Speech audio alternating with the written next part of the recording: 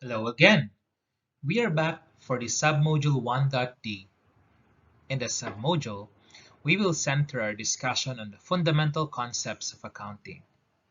At the end of this discussion, you should be able to recall the generally accepted accounting principles.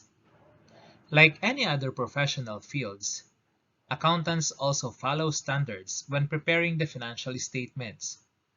We also briefly discuss these accounting standards and the professional authorities who issue them. There are four fundamental assumptions in accounting, and first in the list is the entity concept. An accounting entity is an organization or a section of an organization that stands apart from other organizations and individuals as a separate economic unit.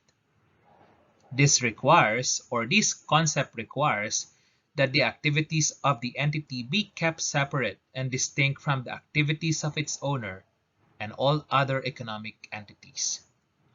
This also means that if an individual owns several businesses, the transactions of these business entities should be accounted for separately. Next assumption is the time period concept or the periodicity concept. This assumption tells us that an entity's life can be meaningfully subdivided into equal time periods for reporting purposes. This concept allows the users to obtain timely information to serve as a basis on making decisions about future economic activities. For example, the business has already been running for 10 years and still counting. Without the periodicity concept, we will have to wait until the business will gone bankrupt or stop operation before we measure how much net income did it earn.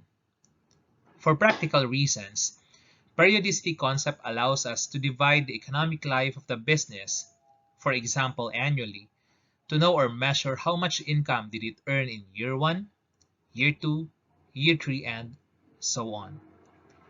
For the purpose of reporting to outsiders, 1 year is the usual accounting period. Third is the going concern assumption. This tells us that financial statements are normally prepared on the assumption that the reporting entity is a going concern and will continue in operation for the foreseeable future. This is the reason why we measure acquisitions at their actual cost rather than what management thinks to be the cost of acquired assets. But if there is an indicative evidence that the business is no longer a going concern, then valuation of accounts in the financial statements should be based on their liquidation value.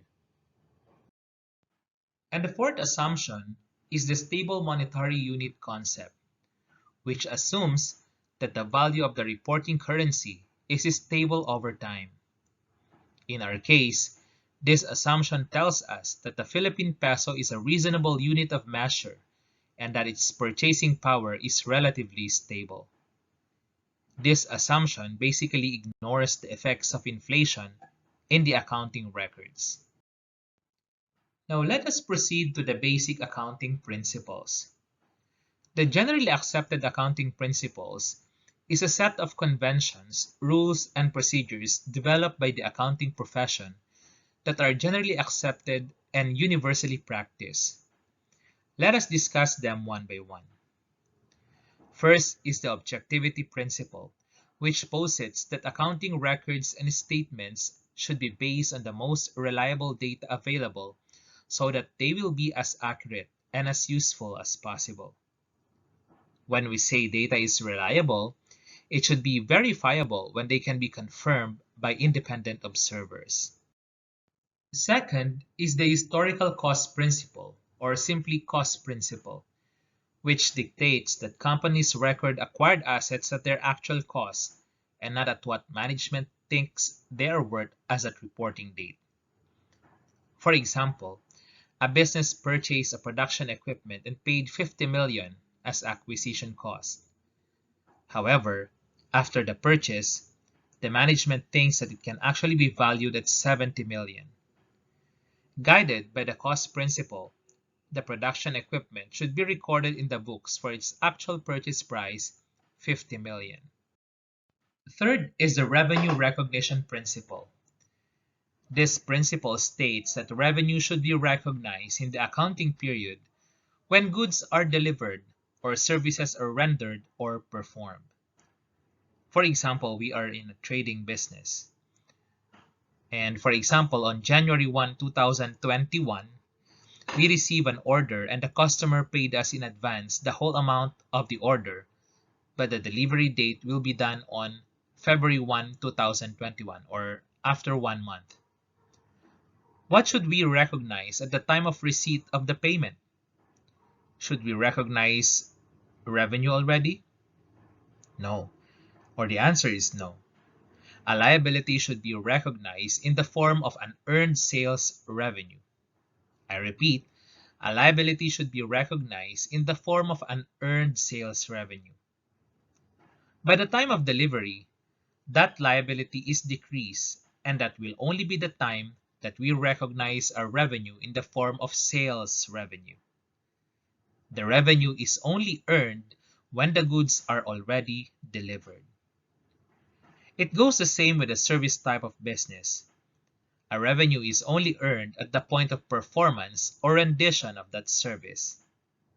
For example, if Gary Valenciano received $5 million on January 1, 2021 for a performance in a concert by Adele on March 1, 2022, Gary Valenciano will only record or recognize revenue on March 1, 2022 when he already performed in the concert, not when he received the cash or cash payment on January 1, 2021. Moving on, related to the revenue recognition principle is the expense recognition principle, which states that expenses should be recognized in the accounting period in which goods and services are used up to produce revenue, and not when the entity pays for those goods and services. For example, if we bought consumable supplies on credit on December 1, 2021, we initially record them as assets, supplies, and record a liability because we did not pay for them yet.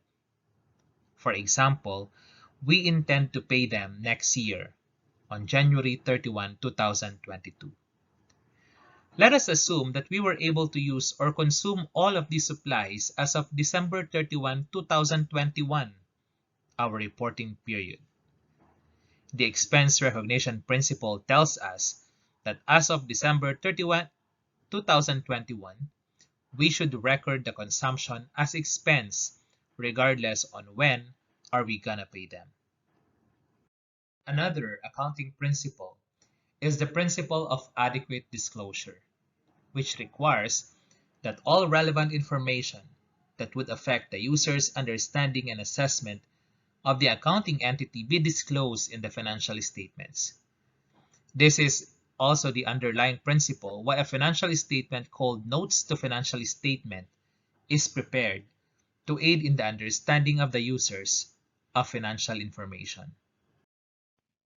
The concept of materiality, on the other hand, tells us that financial reporting is only concerned with information that is significant enough to affect the evaluations and decisions of the users of financial information. The nature and size of the item, or an aggregate of items, are evaluated together to decide whether its or their omission is material in the particular circumstances. This principle can be actually succinctly stated in the phrase, if the information is judged to be material, then it's relevant for decision making. And last but not the least is the consistency principle, which requires that businesses or firms should use the same accounting method from one period to another to achieve comparability over time within a single enterprise. However, changes are permitted if justifiable and disclosed in the financial statements. For example, if the business uses the first in, first out, or FIFO method in accounting for its inventories, then it should use that method consistently in its financial statements. But should it decide to change its method for the current year, consistency principle requires the business to restate its latest comparative financial statements, for example, the financial statements for last year, to make the financial information indicated therein comparable with that of the current period. Now, when preparing financial statements, accountants prepare them according to standards. And when we say accounting standards, it is a set of procedures that is observed or that are observed in the recognition, measurement, presentation, and disclosure of economic events in the financial statements. Accounting standards are actually a set of rules that operates like that standards used in other professional fields. For example, in medicine, doctors use glucose count to rule out if a patient is diabetic. There's a certain threshold or standard before they can rule out that the patient is diabetic. In law, there is also a standard of conviction. We often hear that the accused has been proven guilty beyond reasonable doubt. In engineering practice, there are also rules observed so we can tell whether the materials used in the construction are standard or substandard.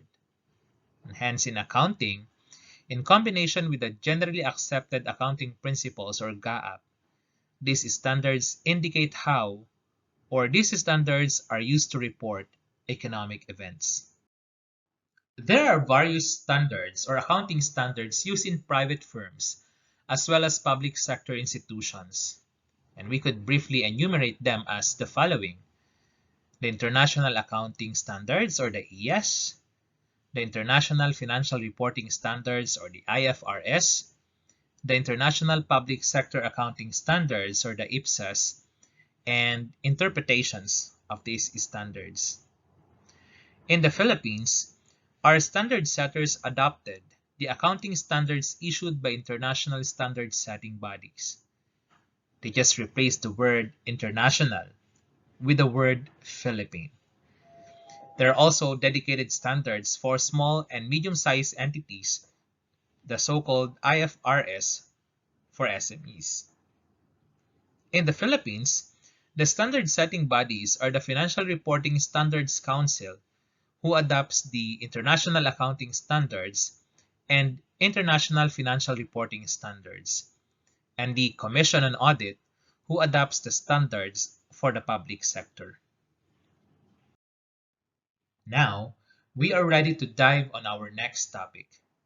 In the next video, we shall discuss the accounting equation, its factors or elements, and the financial statements that accountants prepare. You may proceed to the next video.